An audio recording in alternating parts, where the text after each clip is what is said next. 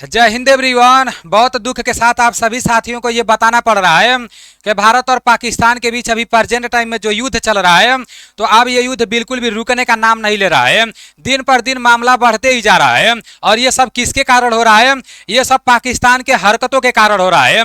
पता नहीं पाकिस्तान किसके बल पर इतना कूद रहा है यार। पता नहीं पाकिस्तान किसके कहने पर ये सब कर रहा है। मेरे भाई, दुनिया को पता है कि हिंदुस्तान के सामने पाकिस्तान कभी टिक नहीं पाएगा। और अगर ऐसे ही पाकिस्तान करता रहा ना, तो बहुत जल्द दुनिया के नक्शे में से पाकिस्तान का नक्शा खत्म हो जाएगा।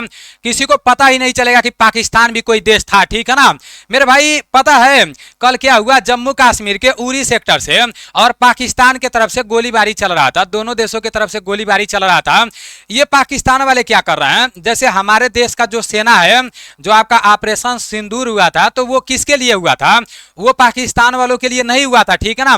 पाकिस्तान में जो आतंकवादी पल रहे थे, जो लोग निर्दोष लोगों का जान ले रहे थे, तो फिर उन लोगों के लिए ऑपरेशन सिंदूर किया गया। और मेरे भाई, जो 9 आतंकी ठिकानों को मतलब ध्वस्त किया गया ना, तो वो सिर्फ जो आतंकवादियों का ठिकाना था बस उसी को ध्वस्त किया गया। बाकी सिविलियन को जैसे वहां पर कुछ नहीं जैसे बोला गया था। ठीक है ना?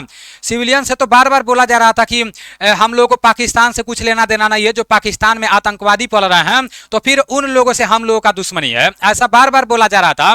लेकिन पाकिस्तान वाले पता नहीं अपने ऊपर लेकर, और ये अभी हिंदुस्तान के सिविलियन लोगों पर जो बॉर्डर एरिया ना, तो उधर ये लोग क्या कर रहे हैं, जैसे गोलीबारी कर रहे हैं। तो ये लोग बिल्कुल भी गलत कर रहे हैं मेरे भाई। अभी इसी बीच जो कल जम्मू कश्मीर के उरी सेक्टर से और पाकिस्तान की तरफ से जो गोलीबारी हो रहा था, तो इसी बीच आंध्र प्रदेश के रहने वाले एक भाई साहब शहीद हो गए, जो 2022 में अग्निवीर में भर्ती हुए थे। मैं आप लोगों को सारी चीजें बता रहा हूं। और मेरे भाई, ये अकेले नहीं शहीद हुए हैं। अब सोचो, ये 6 महीने का ट्रेनिंग, अग्निवीरों को कितना ट्रेनिंग दिया जाता है? 6 महीने का ही ट्रेनिंग दिया जाता है ना। 6 महीने का ट्रेनिंग लेकर 5 आतंकवादियों को मारकर शहीद हुए हैं मेरे भाई। तो ये हम लोगों के लिए बहुत गर्व का भी बात है।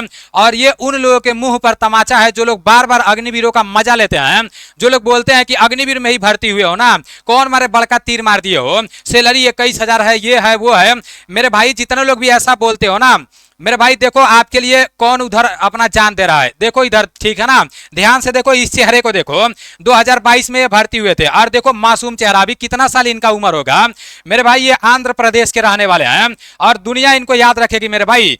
अपना भारत देश हमेशा हमेशा के लिए इनको याद रखेगा मेरे भाई। ये लास्ट 6 जनवरी को अपने घर आए थे। 2022 में ये भर्ती हुए। उसके बाद से जब भर्ती हो गए, आंध्र प्रदेश के रहने वाले थे। इनके माता पिताजी महाराष्ट्र में रहकर मजदूरी करते थे। जब ये भर्ती हो गए, तो अपने माता पिताजी को घर बुला दिए महाराष्ट्र से, और इनका ट्रेनिंग हुआ नासिक देवलाली में। जब इनका देवलाली में ट्रेनिंग फाइनल हो गया, तो इनको आसाम में भेजा गया। पहला पोस्टिंग इनका आसाम में था। उसके बाद से वहां ये ड्यूटी किए कुछ दिन। आसाम से ड्यूटी करने के बाद ये पंजाब में गए, कुछ दिन पंजाब में रहे। उसके बाद से वहां से ये डायरेक्ट कहां पर चले गए? जम्मू कश्मीर में चले गए, और ये अभी उरी में तैनात थे। ठीक है ना? और ये जैसे जब आतंकवादी हमला हुआ, तो उस टाइम से उधर का माहौल थोड़ा गर्म था। तो ये शायद घर पर कुछ न्यूज के माध्यम से बताया जा रहा था कि ये घर पर फोन करके भी बोल रहे थे कि मामला थोड़ा सा गड़बड़ हो सकता है। और जब ऑपरेशन सिंदूर हुआ, तो 6 मई को, मतलब 6 मई को ही ये बोल रहे थे कि थोड़ा सा मामला मतलब गड़बड़ है। उसके बाद से मेरे भाई, तब से ये लड़ाई लड़ते रहे, और 5 आतंकवादियों को मतलब मौत के घाट उतारते हुए ये खुद शहीद हो गए मेरे भाई। तो हम लोगों को हमेशा हमेशा के लिए याद रखना है। और आज का जो भी आपका डीपी है, जो भी व्हाट्सएप है ना, तो इनके नाम रहना चाहिए मेरे भाई। हर जगह इनके नाम रहना चाहिए। यहां पर बताया जा रहा है, पहलगाम हमले के बाद भारत की जवाबी कार्रवाई के तौर किए गए ऑपरेशन सिंदूर से पाकिस्तान बौखलाया हुआ है। जम्मू कश्मीर में एलओसी पर फायरिंग में महाराष्ट्र से जुड़े मुरली नाइक, इनका नाम मुरली नाइक है मेरे भाई। और ये बोला जा रहा है महाराष्ट्र से जुड़े मुरली नाइक शहीद हो गए। मूल रूप से ये आंध्र प्रदेश से ताल्लुक रखने वाले मुरली नाइक का परिवार मुंबई के कामराजा नगर घाट कोपर पूर्वी में रहता है। मैं आपको बताया हूं ना, जैसे इनका घर तो आंध्र प्रदेश था, लेकिन इनके माता पिताजी महाराष्ट्र में मजदूरी करते थे, तो वहां पर भी ये कभी कभी रहते थे। ठीक है ना? तो वही बताया जा रहा है कि वहां पर रहते थे। मुरली नायक की शहादत पर सीएम ने दुख व्यक्त किया है। जो भी महाराष्ट्र के सीएम हैं, जो मुख्यमंत्री हैं, वो दुख व्यक्त किया है मुरली नायक के बारे में। मैं देखा हूं न्यूज, काफी कुछ बोले हैं। और जो मुरली नायक के पिताजी हैं, ये मेरे भाई मतलब दुख तो बहुत हैं, लेकिन ये भी इनको गर्व है, ये मीडिया के सामने बोल रहे हैं कि हमें गर्व है कि ऐसे समय में हमारा बेटा हमारे देश का काम आया। और इनके माताजी का रो रो कर बुरा हाल है मेरे भाई। आप खुद सोचो मेरे भाई, जो अग्निवीर में भर्ती हो रहे हैं, कितना कम उम्र है, अपने जिंदगी का क्या मतलब मेरे भाई, कुछ भी नहीं, सारा कुछ त्याग करके इधर अपने देश के लिए। जो लोग बोलते हैं सिर्फ पैसे के लिए अग्निवीर जाते हैं ना, तो ध्यान से देख लो, अगर आपको 1 करोड़ रुपया 2 करोड़ रुपया भी दे दिया जाए सिर्फ एक दिन के लिए, और बोल दिया जाए जहां पर युद्ध चल रहा है वहां पर चले जाओ, तो जितने लोग भी ऐसे बोलते हो कि जितने लोग अग्निवीर जाते हैं अगर पैसा नहीं दिया जाएगा तो नहीं जाएंगे, ये वो जितने लोग भी बोलते हो ना, अगर 2 करोड़, अगर सिर्फ पैसे की बात नहीं है मेरे भाई, यहाँ जिस लड़के के अंदर जुनून रहता है ना देश का सेवा करने का, तो मेरे भाई उसका बात ही अलग रहता है, ठीक है ना। तो मेरे भाई अगर पैसा भी दे दिया जाएगा आपको 1-2 करोड़ रुपया, और बोल दिया जाएगा सिर्फ एक दिन उधर बॉर्डर पर तैनात हो जाओ, तो फिर हालत खराब हो जाएगा, ठीक है ना। फिर आपको पता चल जाएगा कि हाँ ये लोग क्यों जाते हैं क्यों नहीं जाते हैं।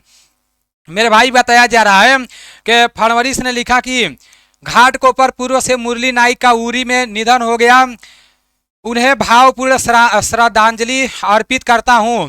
इनकी बहादुरी को मेरा सलाम।